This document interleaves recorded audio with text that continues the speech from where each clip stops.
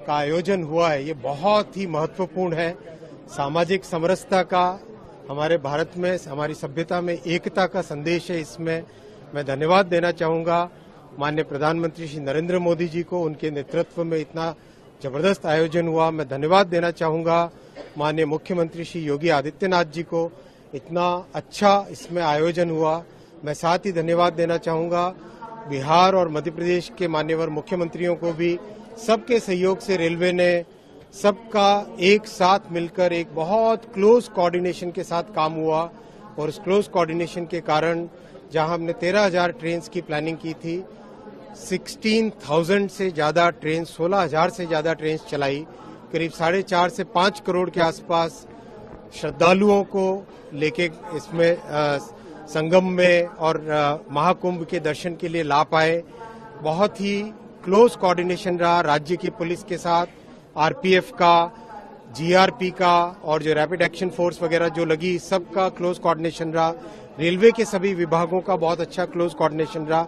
इस पूरे समागम में, इस पूरे महाआयोजन 45 दिनों में कोई एसेट, कभी कोई एक भी लोग को फेल नहीं हुआ, कहीं कोई एक भी दिक्कत नहीं आने दी। इस तरह की मेंटेनेंस की बहुत ध्यान रखा गया और विशेष ध्यान रखा गया कि सब जगह श्रद्धालुओं को, प्रधानमंत्री श्री नरेंद्र मोदी जी ने हमेशा हमको ये मार्गदर्शन दिया कि इसको आप क्राउड की तरह न समझें, श्रद्धालुओं की श्रद्धा को समझें और श्रद्धालुओं की श्रद्धा और भक्ति में कैसे हम बढ़ा सकें, उनको कैसे सहयोग कर सकें, उस भावना के साथ काम करें।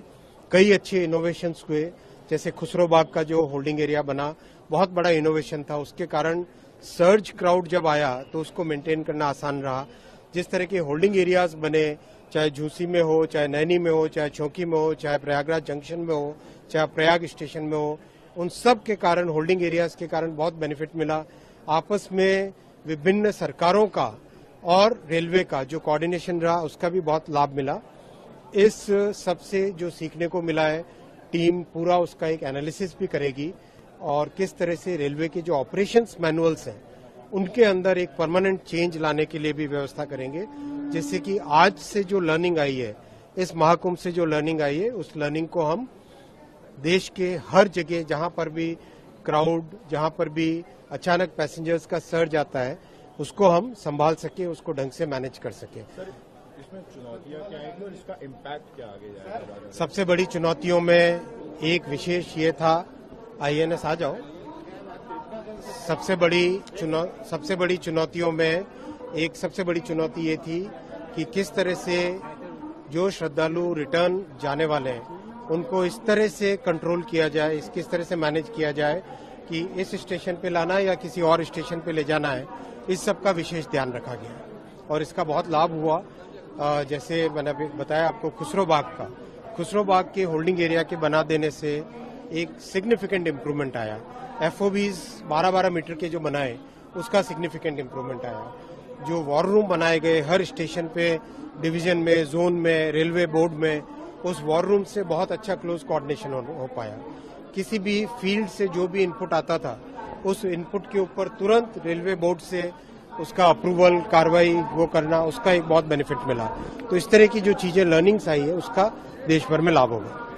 अगर आप ये वीडियो YouTube पर देख रहे हैं तो हमारे चैनल को सब्सक्राइब कर बेल आइकन दबाएं और Facebook पर देख रहे हैं तो हमारे पेज को लाइक करें।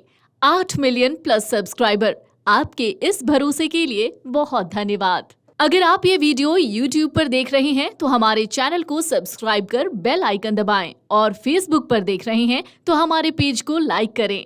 8 मिलियन प्लस सब्सक्राइबर, आपके इस भरोसे के लिए बहुत धन्यवाद।